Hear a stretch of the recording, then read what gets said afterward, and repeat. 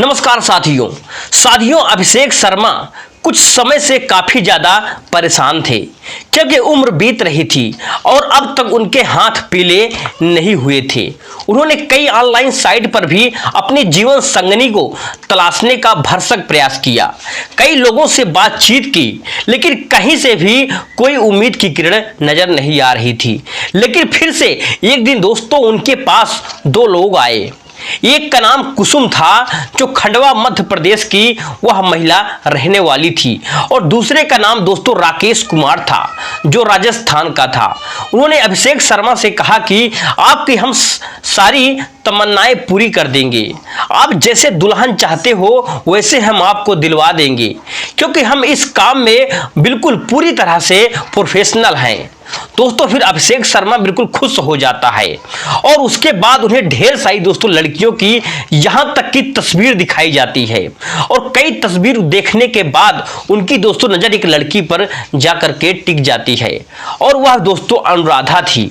अनुराधा की तस्वीर देखते ही दोस्तों अभिषेक शर्मा को लगा कि यही उनकी जीवन संगनी बनेगी। बस फिर क्या था, बातचीत आगे बढ़ी।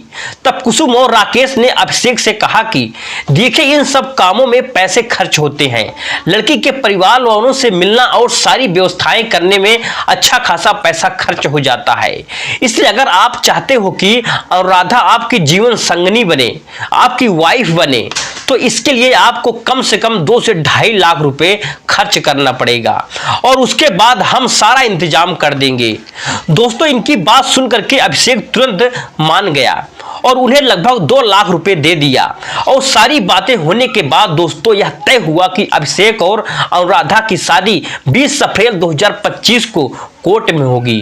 फिर ठीक 20 अप्रैल 2025 को अभिषेक दोस्तों पूरी तरह से तैयार होकर अपने परिवार के साथ वहां की स्थानीय अदालत में जा पहुंचा, जहां पर अभिषेक ने दोस्तों पहली बार अनुराधा को देखा था और फिर दोस्तों परिवार और मौजूदगी में दोनों की कोर्ट मैरिज करवा दी गई और फिर शादी के बाद अभिषेक के दोस्तों सारे अरमान पूरे हो गए। शादी को 1 हफ्ता बीत चुका था और अभिषेक को लगा कि उन्हें ऐसी पत्नी इस जन्म में तो बिल्कुल भी नहीं मिलेगी। घर में दोस्तों आते ही सबसे घुल मिल गई, हर कोई उसकी तारीफ करता था। फिर धीरे धीरे दोस्तों शादी को लगभग 10 से 12 दिन बीत गए और अनुराधा पूरी तरह से अपने ससुराल में सेट हो चुकी थी। लेकिन दोस्तों फिर अचानक शादी के ठीक 12 दिन बाद यानी कि 2 मई 2025 को रात को अचानक अनुराधा गायब हो गई। जब सुबह सब सोकर उठे तो अनुराधा घर पर नहीं थी।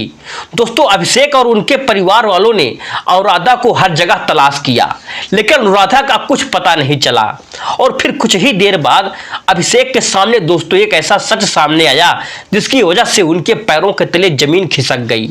दोस्तों अनुराधा के साथ साथ लगभग 1 से 2 लाख के जेवर और घर में दोस्तों पड़े लगभग 40 लाख नकदी गायब। दोस्तों उसके साथ साथ लगभग 30,000 का एक नया नवेली फोन लेकर फरार हो चुकी थी।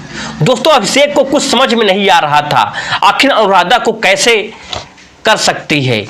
पूरे दोस्तों 12 दिन तक उसने कभी जाहिर नहीं होने दिया कि वह कुछ ऐसा करेगी और फिर थक हार कर दोस्तों अभिषेक ने इसकी शिकायत मान टाउन थाना में की।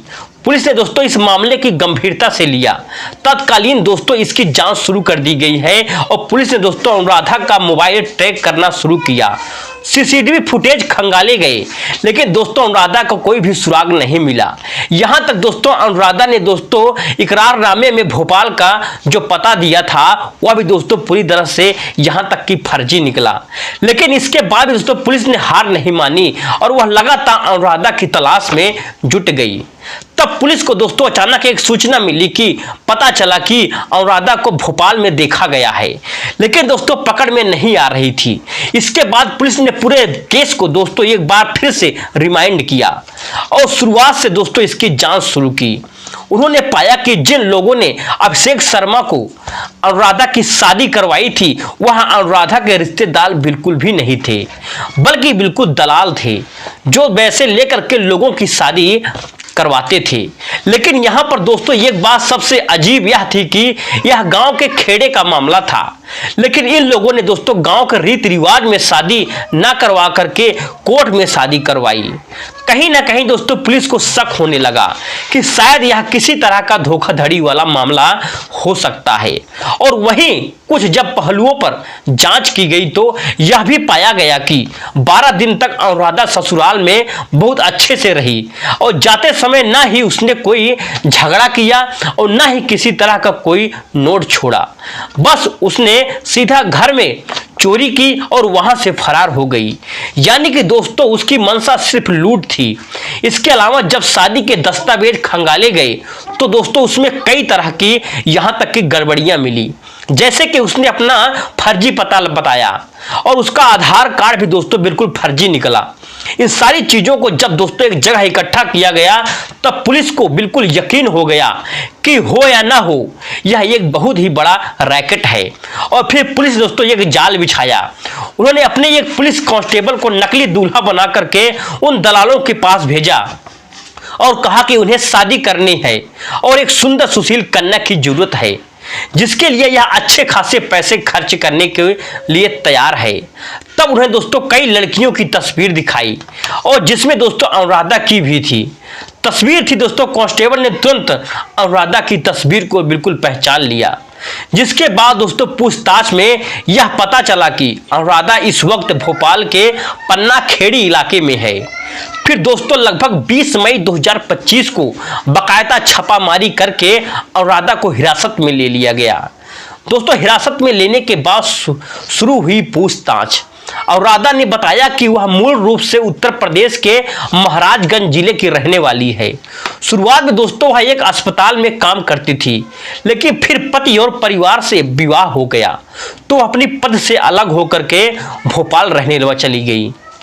भोपाल में रहकर उसने एक संगठित गिरोह के साथ काम करना शुरू कर दिया था, जो फर्जी शादियों का जाल बुनता है। और शादी दोस्तों होने के बाद अनुराधा घर में रखी नकदी और जेवर लेकर के रातों रात फरार हो जाती थी, जैसा उसने दोस्तों अभिषेक के साथ किया था। और फरार होने के बाद वह अपने दूसरे शिकार को ढूंढने लगते। फिलहाल दोस्तों पुलिस अनुराधा को संबंधित धाराओं के तहत न्यायिक हिरासत में भेज दिया है और दोस्तों इस मामले की अभी जांच जारी है।